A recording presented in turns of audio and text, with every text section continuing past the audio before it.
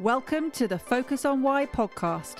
I'm Amy Rowlinson and I ask my guests one simple question. Why? Focusing on the importance of why, I share with you the relatable, uplifting and inspiring conversations I have with people from all walks of life. This podcast will encourage you to focus on your why to enable and empower you to achieve the success you desire. Have a purpose, have a plan, focus on why. Before we start, I would like to draw your attention to what I can offer you as a master coach. I can help you to focus on your why with clarity, uniting your passion with your purpose with a plan to create the life you truly desire. Book a free 20-minute coaching call right now via calendly.com/Amy Rowlinson/call, and we can take it from there. Today on Focus on Why, I am joined by Beverley Glick. But not as it is usually done, because Beverley is going to be the host for today and I am going to be the guest because today is episode 400 and I am passing the reins over to my wonderful editor, my book editor, who is going to facilitate this conversation today. So over to you, Bev. Thank you. Thank you, Amy. And first of all, congratulations, 400 episodes. That is an amazing achievement. How does that feel? I can't even believe that it's gone this quickly. So today on release, the 30th of April, 2024, marks the day that it started 4 years ago, I launched the show in 2020, having had the idea previously 29 days beforehand. So the 1st of April was when it started, and here we are 4 years down the line. And I know this is nowhere near the end. There are so many people already lined up to come on the show. This, I feel, is a lifelong project, and there's never going to be an end to people who are purpose-driven, who have got an incredible message to share. And this is the platform to do so. This is the platform that I'm facilitating it. And if it's not me, then it may be someone else. But there is a platform on Focus on Why for this conversation. I think that's a wonderful legacy that you've left and are continuing to leave. And I love the idea that it will continue. It is its own entity that will continue on. Absolutely. And, I'm not the first person at all for this to be the case. Essentially, what I'm doing is facilitating a platform for people to tell stories. And I know storytelling is at the heart of what you do. And so you're already sold on this. But storytelling is in our DNA, and being able to share what it is we do, why we do it, to link all of these different elements together and share that in a way that is of value to the listener in this case. There's lots of different ways that we storytell, but we're talking about podcasting. So for the Focus on Why listener, what they're able to do is listen to the story that people are sharing. And then that goes on into something that is really important to me, which is how does that relate to your life? How does that relate to the listener's life?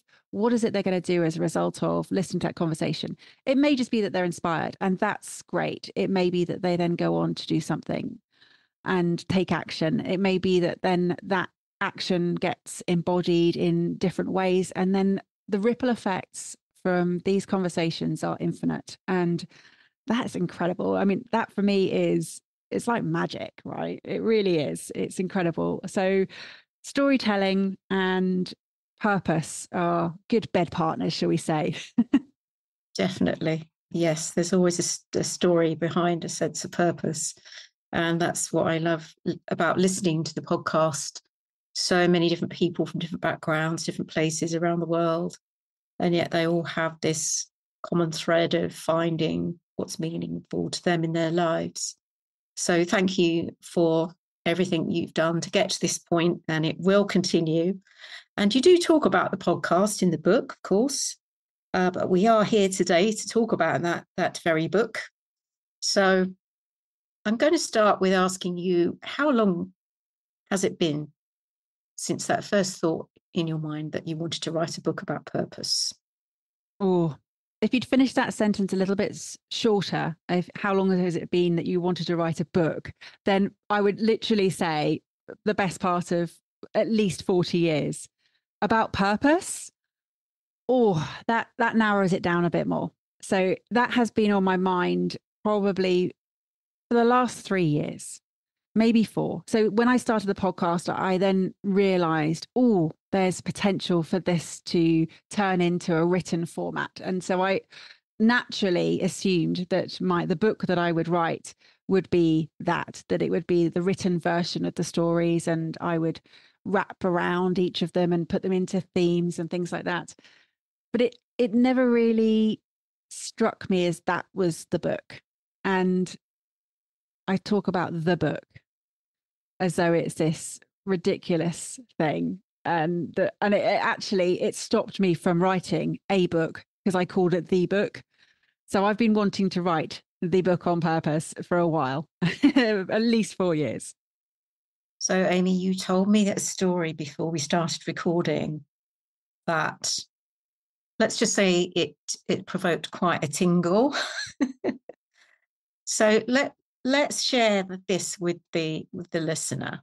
So what happened when you went to see, I think it was a coach, was it? Yeah. So I'd listened to a podcast. So here's a perfect example of reflection with action. Okay. I'd listened to a podcast, and it was Olga Gaidana. She was on Maria Franzoni's podcast, and she offered to the first 3 listeners a free mindset meditation. And I thought, that sounds good. I'll reach out to her. I might have missed the boat, but hey, I'm willing to pay for this because actually now I've realized I need this. And I reached out to her and she said, no, that's fine. You are actually the first person to take action. And I was like, brilliant. And I had this mindset meditation that she took me through on this beautiful guided meditation. And I was not knowing what was going to come as a result of that conversation at all. All I took to the conversation that I'd had this block in writing the book about purpose. And this was in March 2022. And what happened was she took me on this guided meditation, and she took me to a place where I was really comfortable, which was to an empty room. And then she said, there's a chair. And then she said, but there's no one there apart from you. And I saw my grandfather in that chair. And I said, hold on a moment, my grandfather's already here. And she's like, that's amazing. Your subconscious is already working with you, and, brilliant. But what happened, I'm not going to go through the whole conversation, is she took me through moving from position to position, speaking the words from my grandfather, taking me back into myself and responding. And we had this a most amazing conversation. And I got really emotional just reflecting on that conversation. Fortunately, I had recorded it. I like to document things. I don't always trust myself to remember everything. So I document pretty much everything. I either write it down or I record it. And I've got this recording. And I listened back to it. And what I heard from it was the most beautiful conversation that I felt had actually taken place. It really was as real as having my grandfather back in real space with me and having a conversation. And I learnt exactly what my block was, that I'd been thinking I was not good enough. I'd been measuring myself by his ability to be a writer. He was a playwright. He was a novelist. He had published lots of work. He also wrote radio plays and TV plays. And so I held this high esteem of what I thought a book should be and what I thought my book should be, the book. And so I really struggled. And then when I realized through this beautiful conversation that I was much further down the line in preparing my creativity for this book, it totally opened the opportunities for me. And so what then came out of that was this most powerful phrase that I adopted, which was, I am a powerful writer who has the ability to change people's lives with my words. And it didn't feel far-fetched because I had evidence from the podcast that what I'd been sharing had been creating these ripple effects. And so it was reality. It wasn't that I was needing to aspire to this huge claim. I had actually already been achieving it. And as soon as I realized that, it just took away that whole I'm not good enough to write a book into right, let's get started. But I didn't start then. There was still a period of time because I knew that I had to wait for the right thing that I would focus on to get this book out about purpose. I didn't want it to be another shelf development book on purpose, as there are many, and I didn't want it to be something that I felt didn't reflect who I am. I didn't want it to be this practical guide, and it was quite bland. And I wanted to have something that really meant something to me. So, but I knew that it would come. And what's really interesting is 2 months before that, I had a conversation with someone who helps to facilitate ideas about creativity. And in that conversation, so this is January 2022, in that conversation, this idea came to me that I could write from two perspectives of a little girl and her grandfather, I guess. And I also wrote it back in January. That's me and George, my grandfather, where he's telling stories by the fire, and some are his war stories, others are from his youth and post-war and golf or dinner party stories. But what that little girl really wanted to know essentially was who she was and what she would be, do, and have when she was older. So she was looking at this person as being a guide who could help navigate the future for her, and that she was sort of seeking inspiration. And what then happened was you'd follow this little girl through life, and that she'd be reading all these books, entering all these different worlds, understanding all these new things that she would take on board, essentially going through personal development. But it became quite overwhelming. And then she reached her 40s and there was a pivotal moment. And it's so interesting because now I can see that I'm just, well, it will come out what's happened as a result of these things that were just ideas, and that I had the space to wait. Absolutely. So I'd like to choose 3 words, because I'm a word witch. I'm going to choose 3 words for you about your book and share them with the listeners. So for me, the key words for you are magic, synchronicity, and serendipity. And we're going to find out why, having set us up very nicely for what happens at the beginning of your book. And that is the death of your grandmother, Ruth. So tell us what happens next. And I'm really mindful now that, having just shared those 2 elements with you, that they happen actually before these dates. So the beginning of the book, as you know it, Bev, and as I know it at this point, and as the listener is hearing for episode 400, it might change in the final version to adopt a couple more elements of these magical, serendipitous and synchronistic moments, for sure, that happened. Because it really is interesting that when you have all these different pieces, and the book process has really helped me to see this, they are already in existence, and it's about the gathering of these pieces and bringing them together. And I do describe it as being a life jigsaw. This book is really helping you to bring together all these different elements. So yes, the book starts with my grandmother's death and understanding the mortality. It's really important, I think, that life and death in relation to purpose is talked about. So it was a pivotal moment for sure to have that, but it was because of her death that then the rest of what has now happened occurred. And it was after her death that I was going through her things and I found a box which was called George Precious. And in that box was his scrapbook, and he calls it a commonplace scrapbook that he'd kept for 5 years as a prisoner of war. And as I was reading this book, or flicking through the pages, I should say, I didn't actually sit down and read it till several months later, surprisingly, actually. I opened it, and then what would happen was that I opened it on a particular page, which is his proposal to write a way of life.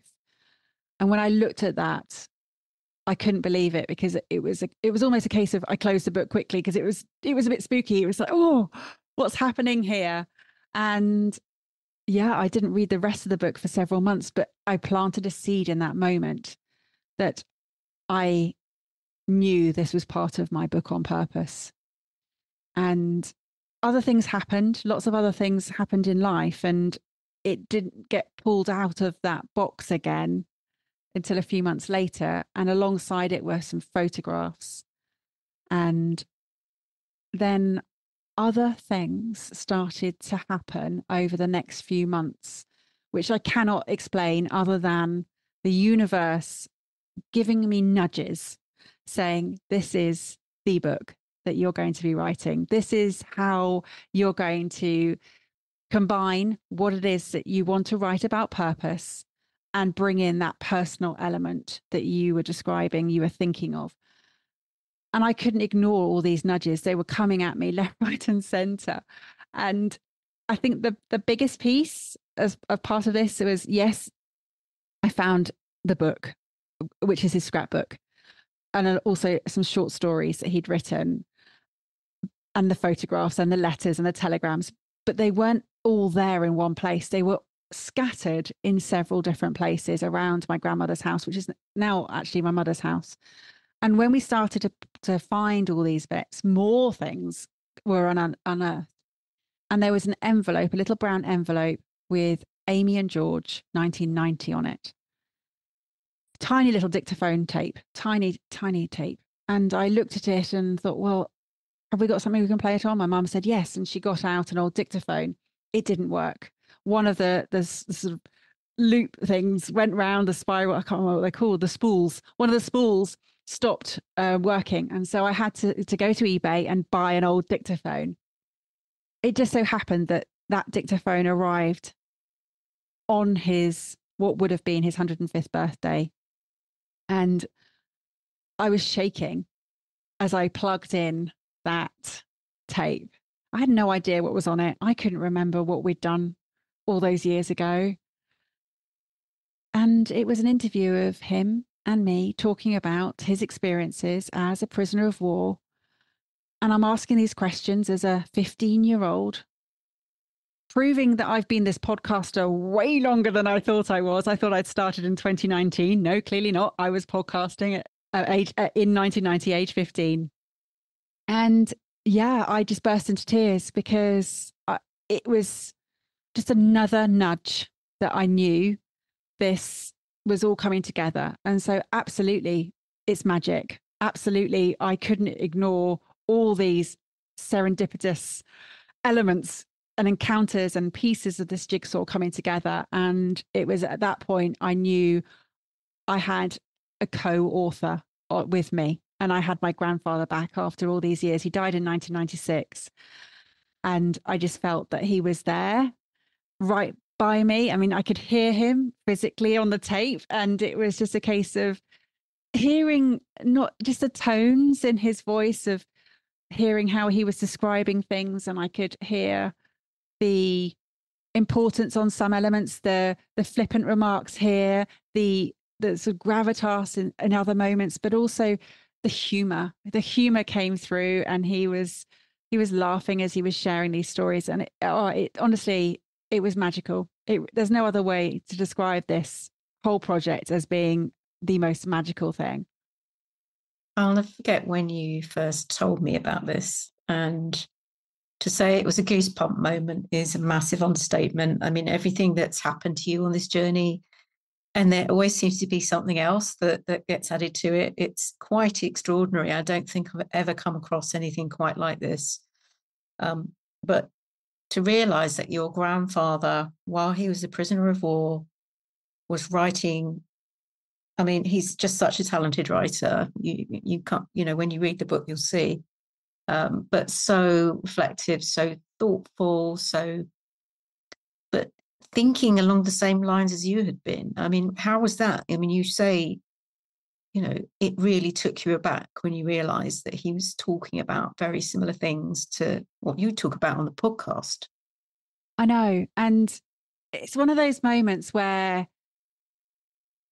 you realize that so many elements of who you are have been embedded, and whether they're in your DNA or they seep into your being at these different stages in life. And so I realized that I didn't need to be anything else than who I was. And he certainly gave me permission in that meditation that we had. And I know it was just me giving myself the permission. I get that. But it was so real, that conversation I had with him, that it was enough for me to shift this whole block.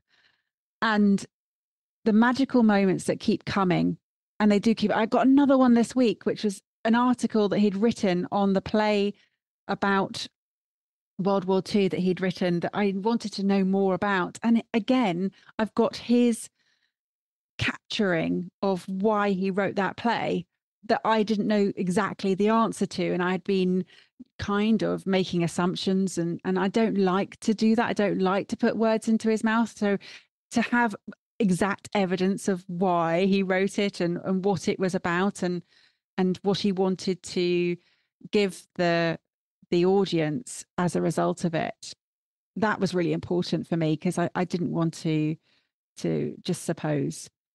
So yes, to see his way of thinking being so aligned to mine, it wasn't a surprise in some respects, but it also was at the same time, because obviously I am the product of who I spent the most time with when I was younger. I understand that, but I also know that you can choose different ways. But I've clearly chosen to live my life in very, very similar ways, with very similar thought processes and ways of being, that now I see, because I've got this documentation of 5 years of his life, that it had been his way of being and thinking, albeit the younger version of the man that I knew. So it was mind blowing in some respects. And you talk about Goosebumps.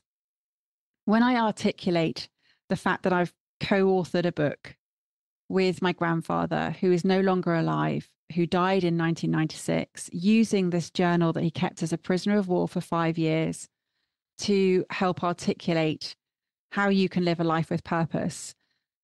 Absolutely.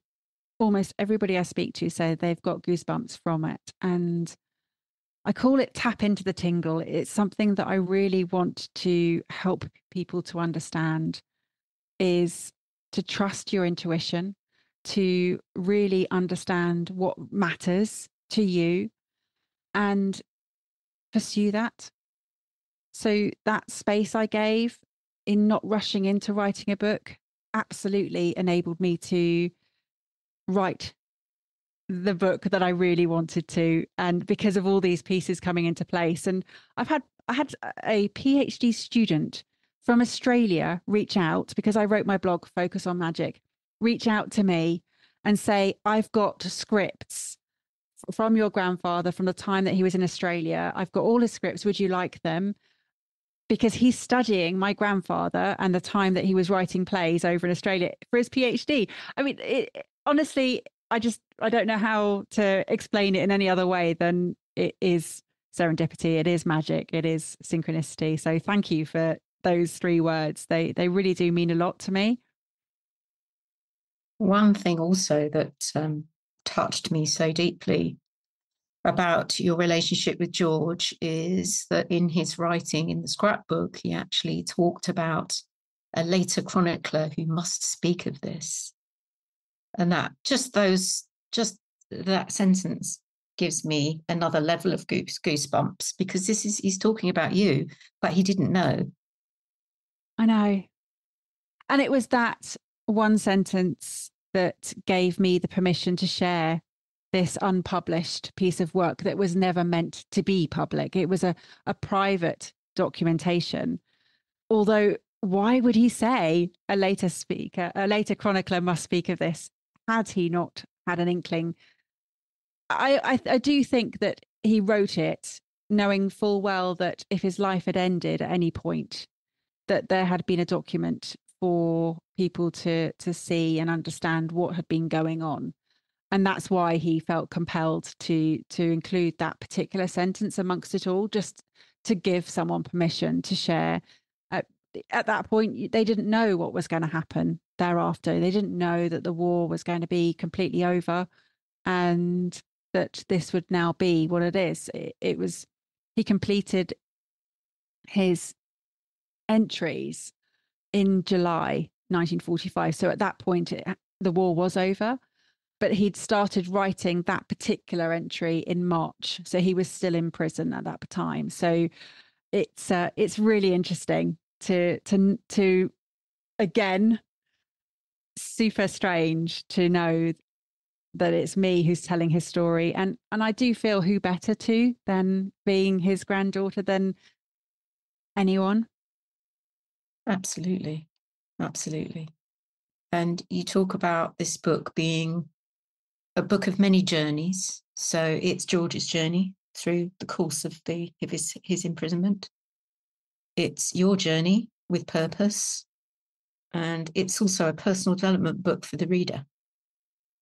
So let's look at that part of the book now. So you have this brilliant model that you've come up with that looks at purpose from many different angles. So what is the reader going to get from that model and from how you've broken purpose down into these different aspects? Yeah, it's really important to understand that right from the outset, that purpose is not something that you find. It's something that is your ability to create. You have it within you to create, to build and evolve. And so what the model does, if anything, is just show that there are different elements that will come into play, and that it is something that will constantly evolve as you grow, and evidenced in the fact that I'm aiming the book for midlifers. However, I have also shared the early drafts with people from different demographics and age groups. And what has come as a result of that is that purpose is not age related. It's something that comes up into every conversation. And the different elements, that there are 9 elements, and they're in 3 sections. It's purpose, plan, and focus. And those are then broken down into 3 parts each. And the reason I've tied a story or my grandfather's journal, is his scrapbook, is that it does show an evolution through from the way that he's articulating, the way that he's understanding life. And in this span of time, what he goes on to do is he understands the freedom has been taken away from him to create many things in life, but he still has the freedom to hone a particular skill that is something that he wants to go on to do after the war, sorry. And what I want to share with the framework is that this isn't the way, this is a way. That what you can take from it is it's a springboard. It will take you to wherever it is that you want to go, but knowing that there is a structure that will help you to piece those elements together. And I do want to stress that it really is important that this is a way of life. It's not the way. And focus on why will help to focus on purpose. There are many practical exercises and activities throughout. I have at the end of each section the moment to take reflection with action. The exercises I share are purely, again, springboards. You will likely find things that work for you better. That's okay. All I want to do is instigate this whole reflection with action, because that's when you can start to build a life of meaning and purpose through that practice. And it's the action part I want to focus on, because that's the opposite to what most people think, that it's going to be this passive finding. It's not going to be down the side of a sofa. You are going to have to create this, and it's likely to be there already, as I've articulated, in my heart or gut or mind, or a combination of all three. The elements of this book were there.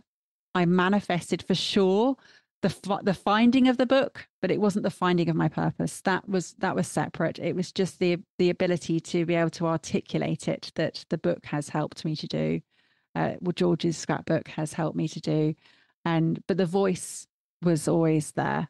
And so intuition is a big part of trusting your intuition, knowing that sometimes the logical elements that you seek aren't to be found necessarily. It's because it's trusting from what comes within. It's building on that. It's growing, evolving, knowing that as you go through different phases in life, different things matter, different things come to the fore, and there are always going to be obstacles. And for my grandfather, it was a fact that he was contained in a prisoner of war at the time, but he navigated his way around that. And that's what I'm hoping that you will take from the book along the journey that you go on, is that you will be able to navigate whatever comes up and know that it's about you. It's about your journey that's important. Yeah, I love that. I mean, you're very generous with the number of exercises that you share and ways in which you can turn reflection into action and build your purpose. One that really stood out for me, though, is especially in the context of George and his captivity, is, where are you holding yourself prisoner?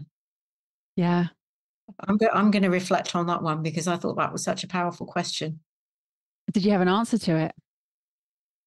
I think I've got the start of the answer. I think it's one that I'm going to really have to immerse myself in and be very honest about, because we often don't see how we're holding ourselves back, or yeah. I often use the metaphor, where am I camping out in my own life? Yeah. Again, I love the metaphor of that, because it George shows so beautifully how being in captivity did not stop him going free range in his imagination. Mm. And how wonderful that he did live out his purpose of being a writer after the war. Absolutely. And that particular exercise that you are referencing, are you holding yourself prisoner now, is linked to forgiveness. And it's about the life that you're living and understanding whether it's a one that you are happy within, and that it is up to you to make the changes. And forgiveness could be a huge part of that particular change that might need to happen. And yeah, linked to that, it again, the reflection comes through the ability to even just be aware that might be what's happening. There could be lots of things that are going on, but it is about reflection with action, and not just, okay, yes, I am holding myself prisoner. There's a particular conversation that needs to happen. And until that happens, or even if you just let go of it needing to happen, whatever it might be, know that you could be at the cause of what's happening. And forgiveness is a huge part. And something that George taught me was, he didn't hold on to the grudges, and he he had really strong opinions. Don't get me wrong. He had very strong political opinions, and he was never afraid to show what he thought about things, but he would let it out. He would say it. It would be this big burst of anger, and then it was gone, because he released it. So he didn't hold himself prisoner. And he talks about how he could get on with anybody at any time because of the close quarters that he spent with people for that period of time, it was an unbelievable nearness. And he talks about this nearness of living with people 24/7. We know that that's not easy thing sometimes to be, especially if these people aren't people that you want to be with. And he was able to speak to and relate to everyone, and what a skill. So forgiveness is a huge part. Yeah. Incredible. So I'm going to ask you a question now that you're going to have to just come up with the answer in the moment. So out of everything that you've read in the scrapbook and George's plays, everything you've seen of his writing, what is the one thing that you're going to take away about purpose from what George has taught you? I think it's honesty.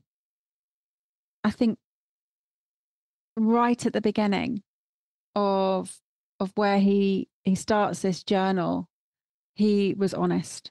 He was honest about what he was feeling. He wasn't afraid of sharing his emotions. And I think that honesty and being honest with yourself is such a crucial part of living a life of purpose, because otherwise you're living essentially a lie. You're living a life for others that I just don't see as ever being as fulfilling. And I want to make a distinction here. I don't mean that you're not being someone who's generous and you're living life and you're doing lots of things in service. That's different. What I'm saying is you're not being congruent and authentic to yourself. So I think it is that honesty that I see in his writing. And it doesn't matter what it is you read of his, that is there. It really comes through in every word. There's a real connection to him because of that. And I think that's something that clearly, because I recognize it, is important to me as well. And obviously the book's not going to be out for a while, is it? So can you share when the book will be out? You probably have a better idea of what comes next, Bev, than I do. Honestly, I think it's likely to be September, October this year. So October 2024. There is a big desire for me to have this published before I turn 50 at the end of November 2024. So yes, that's the target. And I will forgive myself if I don't make it. I'm all good with forgiveness. Absolutely, but your wish is my command. But we will get there. And yes, it is a case of I can't believe that this is the book that has been written, and I couldn't be prouder of and more connected to a book than I have been with this project. It really has been a special undertaking. It's been a very special book for me to work on with you. And I know we're still on that journey, but I feel privileged to be in this with you and George. So finally, I'd like to ask you, if the reader was only going to take one thing away from reading your book, what would you want them to take away?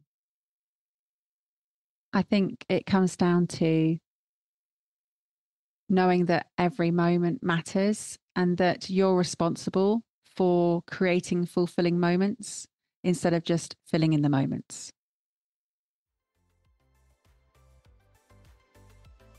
How has this conversation had an impact on you? What value have you received from tuning in? What are your reflections with actions? Please take a moment to leave me an Apple Podcast or Spotify review sharing how Focus on Why has made a difference to you today. Remember, the conversation doesn't end here. To keep it going, simply connect with me on LinkedIn, Instagram, Facebook or Twitter, or join the Focus on Why Facebook group. All the links are in the show notes. Have a purpose, have a plan, focus on why.